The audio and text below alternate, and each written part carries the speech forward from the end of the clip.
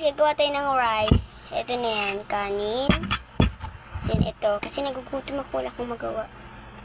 First, ang ilalagay natin ay toyo. Gayahin nyo lang guys. Pwede nyo naman gayahin. Pero unti lang ilagay yung toyo. Huwag yung masyado sa cup. Ay, napadami ko nga. Sa cup lang yung ilagay nyo guys. Hintian natin. Nanginginig ng kamay ko dito ah. Parang ayoko na ituloy itong video na to ah. Hinginig na talaga. O, hindi umalis ka nga dyan. Aso talaga to. Anong nakikita. Yan, ito yung mantika naman. Buhos na natin ito lahat. Wala naman ng laman dito. Oil. Then, kailangan natin ng suka and then asin. Dahil nagko-comment dyan, bakit kailangan pa daw ng suka at asin? Ito lang naman yung gagawin. Siyempre, wait lang. So, yan na. Kuha na asin. Ang daming asin. Hindi ko alam kung saan ako kukuha. Tinali dito ako.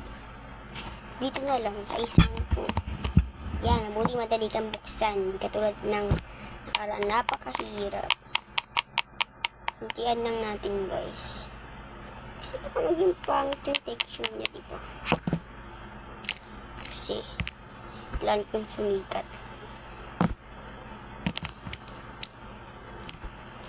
Wala, sa susunod, luto naman yung gagawin natin, diba guys? Para naman matuwa kayo. Tapos ito.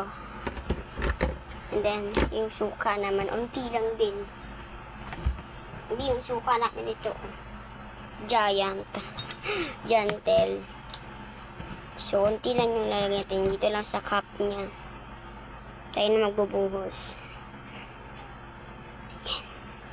Ito nibubuhos natin. Yan. Ganyan lang texture. Yan. Siguro parang masarap na siya. Kasi, nilagay ko na lahat ng pwedeng ilagay, diba?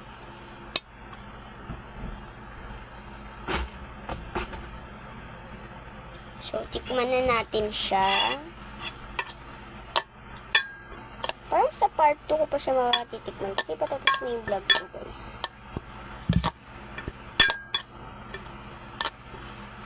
Ang sarap. Di sa part 2 na lang. Kasi mini-mix pa natin. Wait lang. Wala ka dyan. Di ko sasabihin ko anong lasa. Part 2.